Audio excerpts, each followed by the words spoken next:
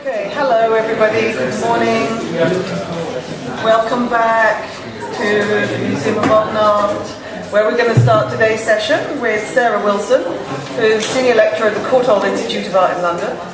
And Sarah is an art historian whose work revolves around French post-war and Russian post-war art, and she's curated a number of exhibitions, including a very good solo show of Klosowski a few years ago at the Whitechapel, and a large show at the Royal Academy of Arts called Paris, Capital of the 20th Century. No? Oh, Capital of the Arts. Yeah, sorry. Yeah, no, it's only 32 years, exaggeration. Okay, that's great. That's it. Welcome. And thank you so much. So first of all, of course, it's a great pleasure to be back here again.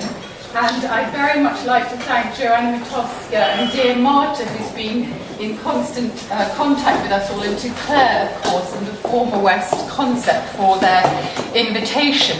And of course, when I was first sent the programme, it didn't have any Olga Chernysheva on it, and I thought, oh dear, this is something I must speak about. I really would love you all to discover her work, subsequently to which they not only programmed her videos, but invited Olga herself to come here, which of course raises even more acutely for me the position, the issue of legitimacy I have to speak about her work as a non-Russian who can't really understand what's going on around me when I'm a stranger trying to familiarise myself with Moscow, and when there's so many people who know her intimately, including people who've written about her in the audience.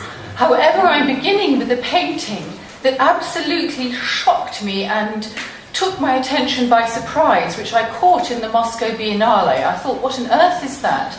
In one of these very, very flashy galleries. And I suddenly saw it said Olga Chernysheva. I had never seen a large-scale painting by Olga. I'd only seen watercolours. And the subject as well made me start, especially the simplicity, the blankness of the background as well, because this very regal-looking woman, dressed in furs, is the sort of poor person you walk past, you catch out of your peripheral vision in the streets in Moscow. She's, of course, selling bras. My friend Nadine was with me, but also a very kind of posh London man who, of course, couldn't see at all what she was selling. It takes a girl to recognise a bra seller, perhaps. But, of course, she is full of a kind of dignity, a democracy. Instantly, I wanted to compare with Wenceslas Holler, who's one of my special favourites, an Eastern European from Prague, before the concept of Eastern Europe existed, I suppose, who came to London in the early 17th century and who made these extraordinary fashion plate images of ladies in furs. However, as you know, Olga's people are not fashion plate ladies. They're more like the woman you saw yesterday in the film, the video whose title we've now decided is not The Incomprehensible Marmot, but Marmoset, which is the little furry animal that organ grinders have on their shoulders. I'm particularly interested in this idea of a kind of secret democracy, the people you see in your peripheral vision, the relation between Olga's painting and the kind of glissage, the slippage into video, which is often, as some of you saw yesterday, a video that is deliberately blurred, if you remember Dream yesterday. The use of blur and the relationship between this painting, the characters, the actual technical scenario of blurring, and the concept of tenderness. My talk is called Tenderness and Danger, which is a reprise of Mary Douglas's title, the book she published in 1966, called Purity and Danger. But I find in all Olga's work this dimension of tenderness. The French say tendresse, and use this word tendresse very much more than we use tenderness in English, which I think qualifies her work and must signify many things: compassion, wryness, a sense of the separation of generations, Olga's generation from the generation of this woman who grew up in, the high point of Stalinist Russia.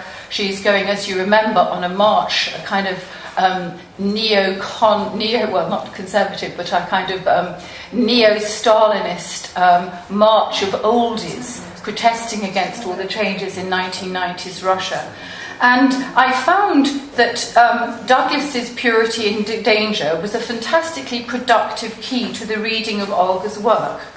But it came together with many things for me, and this is all to do with the fact that Olga's work makes me, if you like, I find that Olga's work psychoanalyzes me as a reader and as an experiencer, as a looker. Recently in Paris, I attended Julia Kristeva's seminar on depression and melancholy. She was, if you like, doing a seminar based on the book that she published in 1986, of course. And I was struck by two things. Firstly, her reluctance to address the question of whether the floating kind of attention that she saw as a key to the Annie Lizanne's behaviour could be transferred to critical practice beyond the psychoanalytic decorum of doctor and patient. She wouldn't actually answer my question, despite having written extensively about art herself. Specifically, of course, I was thinking of myself as active critic, spectator, writer, and of my own dreamy propensity to floating attention, an attention that generates ideas, verbal rhymes, the significant lapsus. Secondly, and almost simultaneously, I felt personally implicated by her identification of the analyst, read critic's work, as an act of aggression, of mastery, of appropriation. And I was thinking at this time, of course, about coming to speak about Olga's work, and listening to and having in my mind the music she puts with her videos as a transposition for our times of program music, or the romantic idea of a song without words. Songs without words that make me dream. So will my words kill, appropriate, or spoil? This idea of the mastery and appropriation of the critic towards the creative subject I thought very important, but of course in this case the artist is always in a position of superiority to the person who talks about the artist, so there are all sorts of interesting reversals going on here. For me, of course, knowing that I would meet again Katya Diogot here and having read her writing on Olga, I always think, as Katya knows, that the most devastating paper I heard as long ago as 1999 at the Stockholm conference after the wall, marking 10 years of the fall of the Berlin Wall, was her paper called Love as a Critical Tool. She pretends she's lost this or forgotten it. She thinks she remembers she gave it, but she hasn't got it to hand anymore. I found it really fantastic. So my question is, might one also posit dreaminess as a critical tool? Freud actually wrote Creative Activity and Daydreaming in 1908, and perhaps it's not as ridiculous as it sounds if you think of Proust or Gaston Bachelard's philosophy of reverie in the 1940s. Why, thinking about Olga, did Mary Douglas's book Purity and Danger of 1966 literally float into my mind? These concepts came together with a recall of the epiphanic moment I had when I was working in the past on Sofia Kulik, around her pixelated photo pieces, and my evocations at the time, I think some of you know this text, between bedazzlement days and the dazzle of tears morning. And with this idea, in fact, I asked Julia Kristeva about to what extent, bearing in mind these words had kind of generated my text about an artist. I was also, at the time, pixelating in my mind was this wonderful title in Paris of a retrospective at the moment called The Razzle-Dazzle of Thinking. So I was into this whole scenario, if you like, of razzle-dazzle. And at the same time, and since visiting, this is something completely the opposite of razzle-dazzle, I've been very affected since visiting the Cold War exhibition in London with Boris Groys about what he calls, and what the artist Ilya Kabakov calls, garbage. And garbage was Groys's verdict on most of the work in this Cold War show, including lots of Polish work of the 50s and 60s. He said, it's all garbage. And then we started talking about garbage, and he told me about Kabakov's text on garbage. You'll see how this links up in a second. There's a dialectic in Russian art and thought, I think, between snow and garbage, dazzling purity and the debris of human existence. The white purity of Malevich, recalled specifically by the Moscow conceptualist generation with their performances in the snow.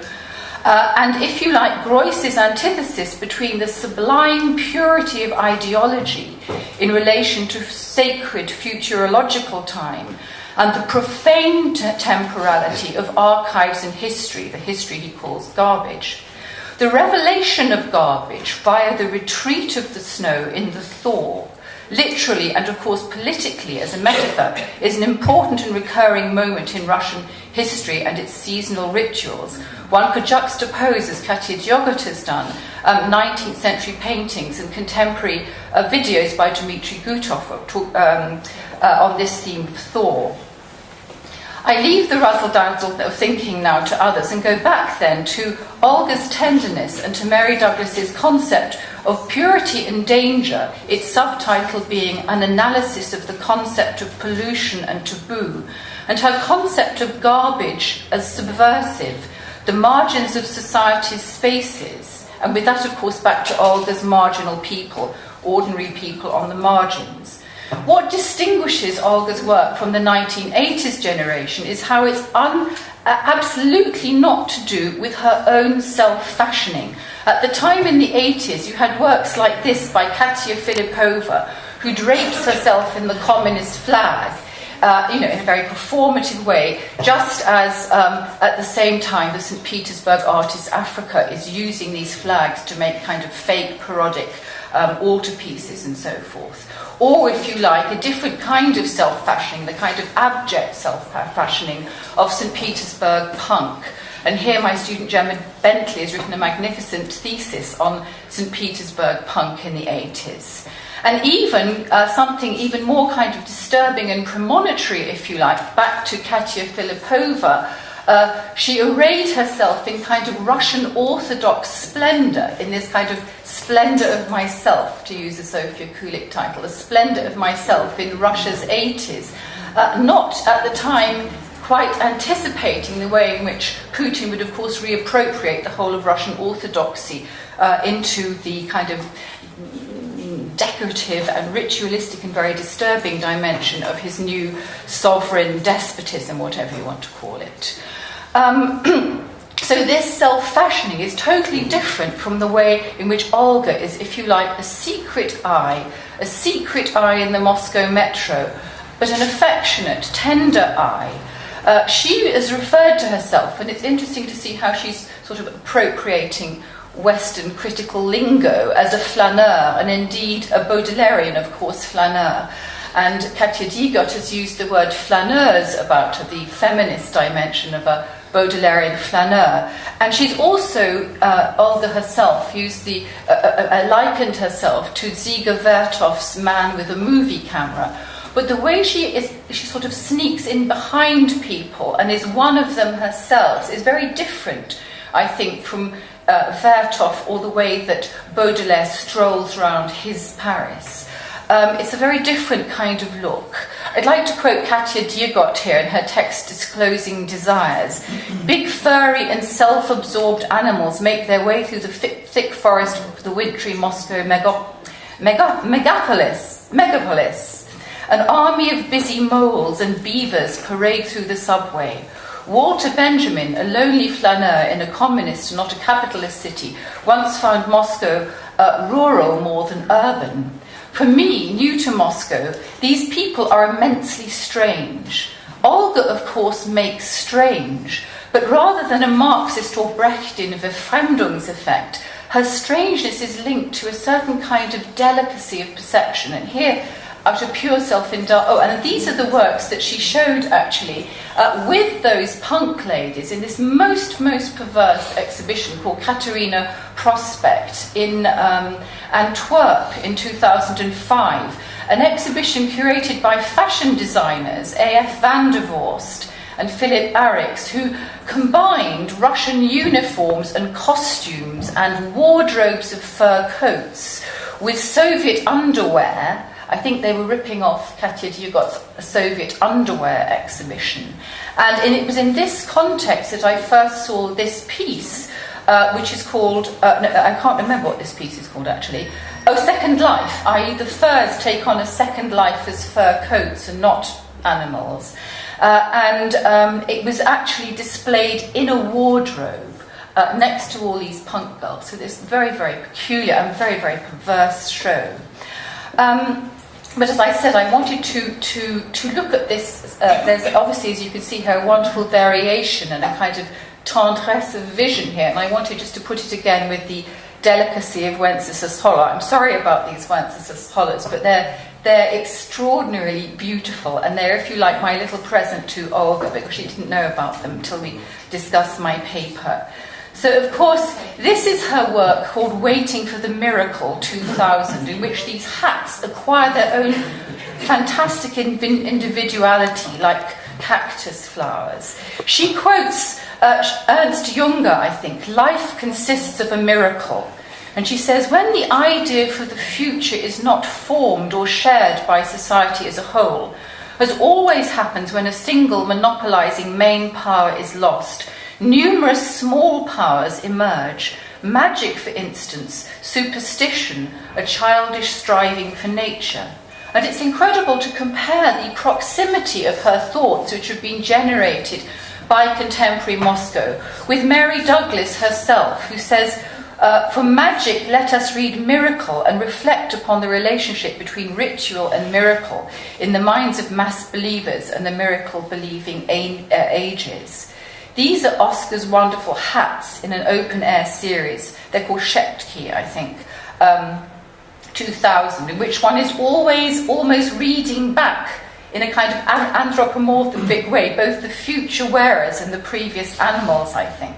And there's always in her work, of course, the sense of a vanitas, a Wenceslas Holler vanitas, just to show this idea of turning objects into still life with some kind of, in his case, a very sensual Protestantism. So there's this idea as well of the secret lives of people behind the project. And this is a project I particularly find touching because, like actually Nadim and me, Olga made this work in the fantastic Red October chocolate factory. And it reminded her when she was a little girl, whenever you had a box of chocolates, there would always be a little piece of paper with the name of the person who wrapped up the chocolates for you. This is I don't know if it happens in Poland as well.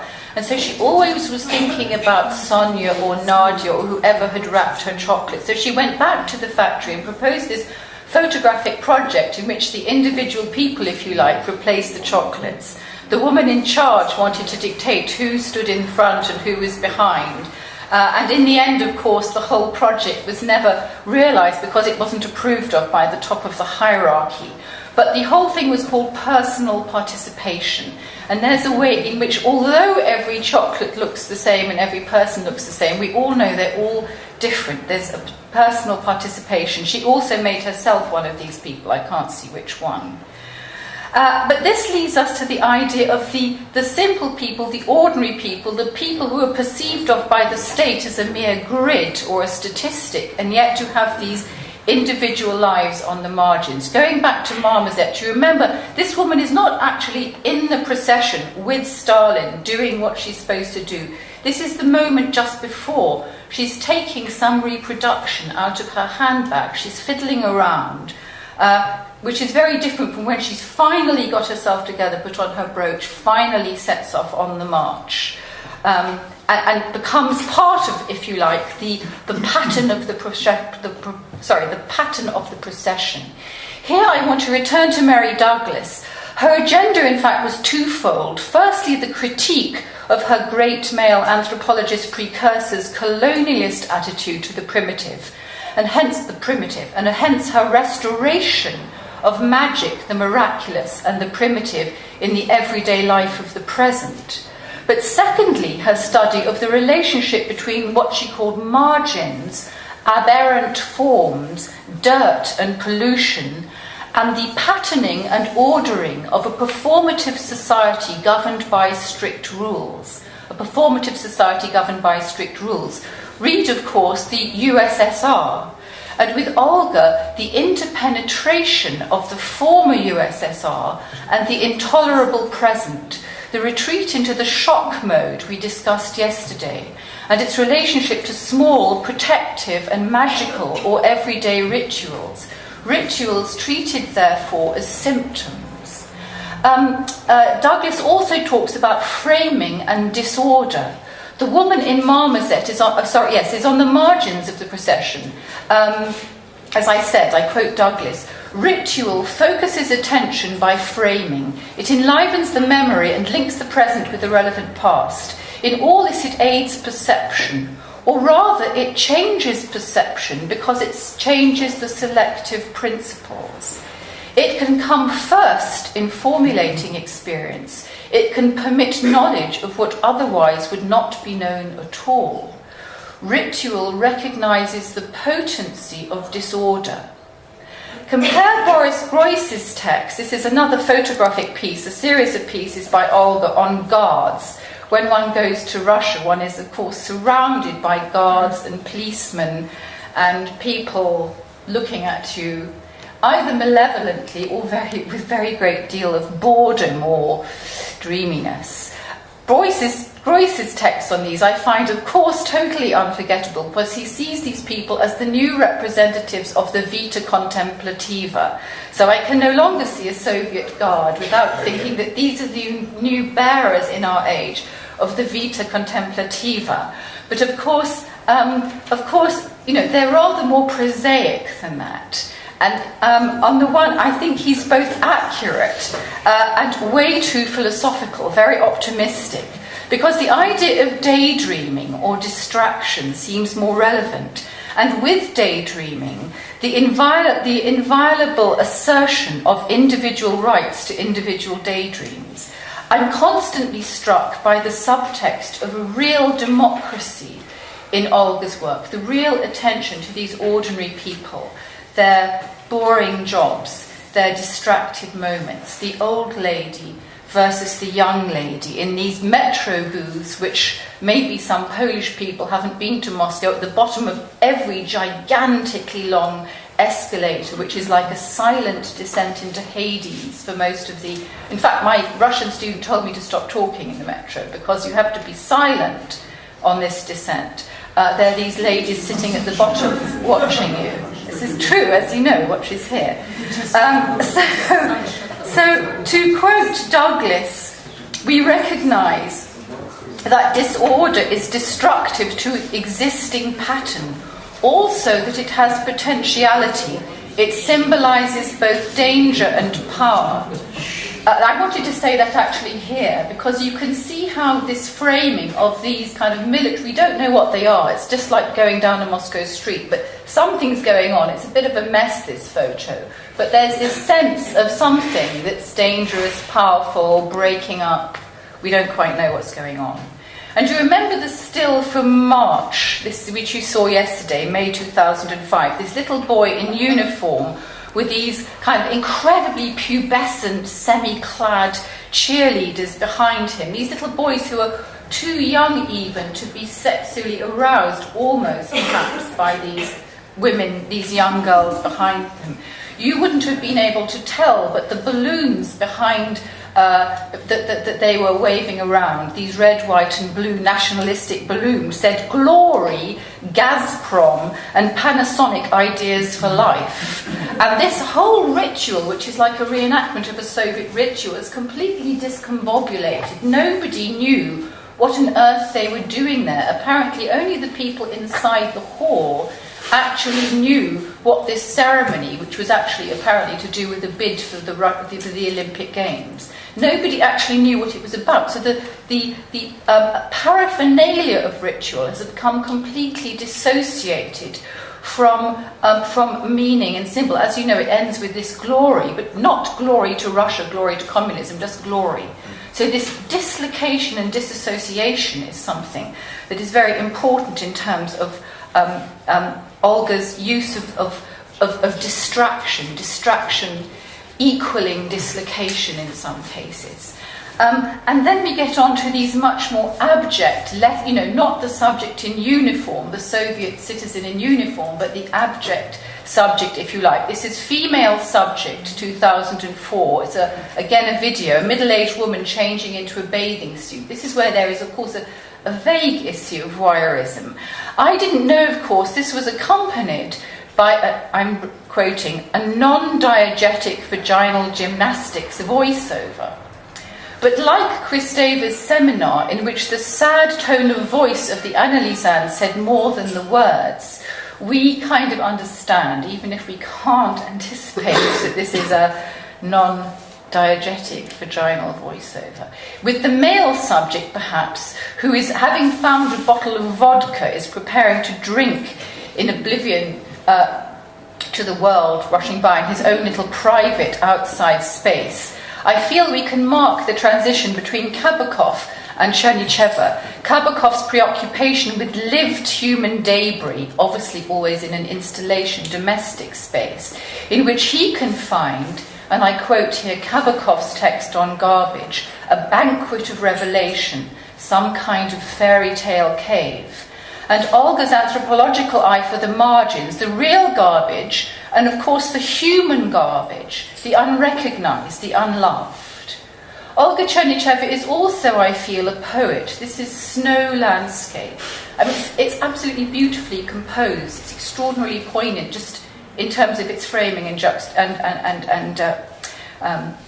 eye. And the way she writes her text is also sometimes very beautiful. Of these small bare essentials our life was made. How many such still lives are covered by the snow of successive winters? How many layers of human sky are needed to constitute a memory?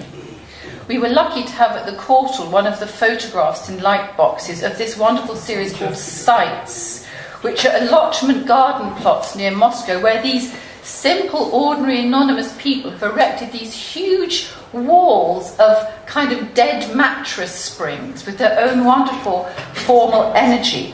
And Olga says they've learned only to build enormous walls, armoured doors, a defensive architecture. These tagged, flaky, rusty walls represent our ability to create insurmountable barriers for the protection of our world, carried out on a monumental scale. We get back to this idea of building barriers and retreating. This is the most bizarre series I discovered on her website that she calls Anabiosis, Fisherman Plants.